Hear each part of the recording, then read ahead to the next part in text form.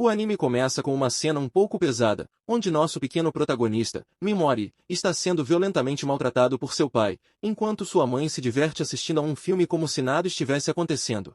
Ao abrir os olhos, vemos o mesmo garotinho, muitos anos depois, já crescido, que despertou de um pesadelo. No presente, ele se encontra em uma viagem escolar, onde uma de suas colegas de classe está sendo importunada por Oyamada, que pegou o livro de romance que ela trouxe apenas para intimidá-la e tirar sarro dela na frente de seus colegas de classe. Ninguém tem coragem de se levantar para ajudá-la, nem mesmo o professor inútil, que, assim como esses estudantes idiotas, não se importa com isso. Toda essa cena faz nosso protagonista lembrar de seu passado, e ele se sente mal pela garota, embora saiba que não há muito que possa fazer.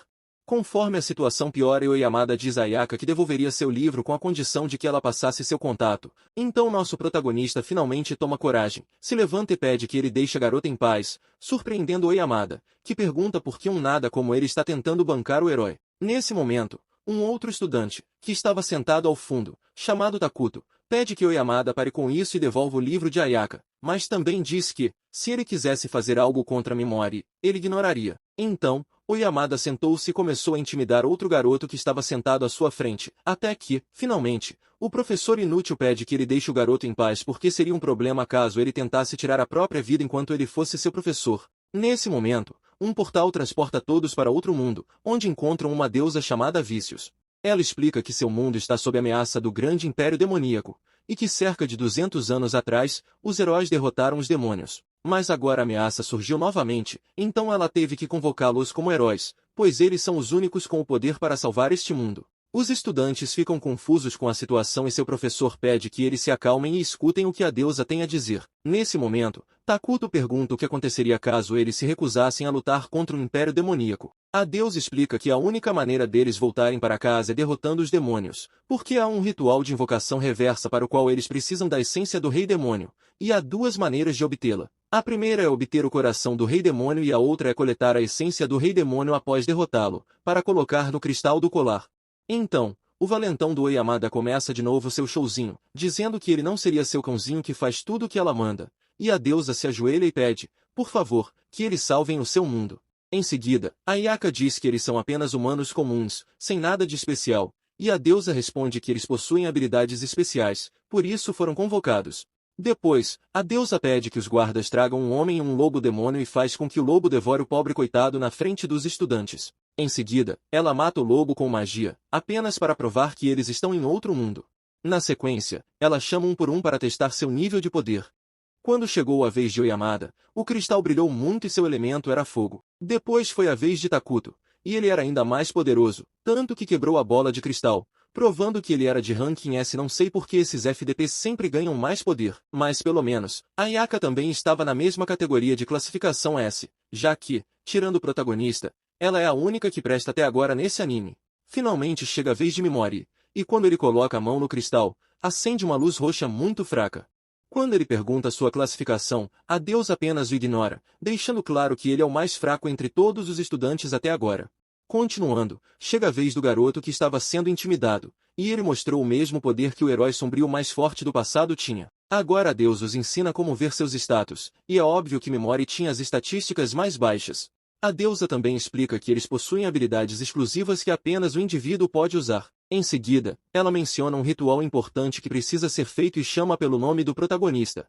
Ele é o detentor do menor ranking e, no passado, os mais fracos eram a razão pela qual os heróis mais fortes eram arrastados para baixo. Por isso, decidiram descartar os mais fracos.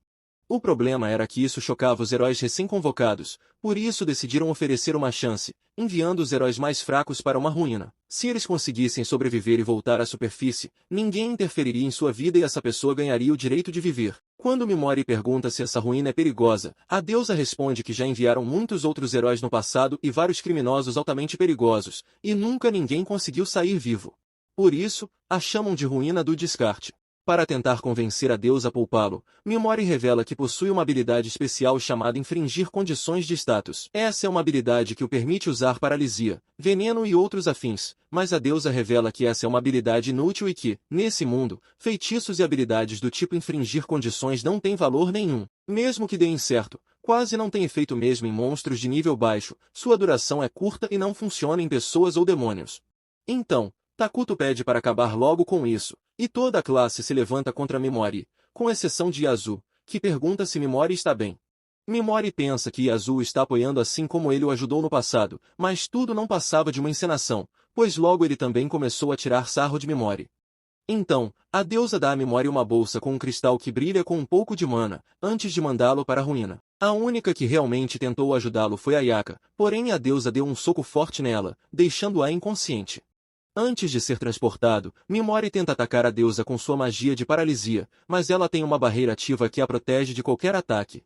Depois disso, seus colegas de classe começam a rir dele. Por isso, Mimori amaldiçoa a deusa e promete que matará todos eles se sobreviver. Com isso, ele é enviado para a ruína, onde encontra ossos humanos no chão, e por instinto sente um perigo vindo de trás, conseguindo desviar do ataque de um monstro que começa a persegui-lo. Mas ele não tem nada, nenhuma arma, nenhuma magia, então, com a última esperança, ele usa a paralisia e funciona. A deusa disse que não funcionaria em ninguém, por isso ele acha que apenas teve sorte. Em seguida, outro monstro aparece e Mimori usa sua habilidade novamente, confirmando que não foi apenas sorte. O problema é que ele consumiu 99% do seu MP, e não sabe o que vai acontecer se continuar usando essa habilidade, embora não tenha muita escolha, já que o efeito de paralisia que ele tinha usado no Minotauro terminou. Quando ele estava prestes a desistir, lembrou de como era maltratado por seus pais e daqueles lixos que o descartaram. Com sangue nos olhos, prometeu ficar mais forte para se vingar,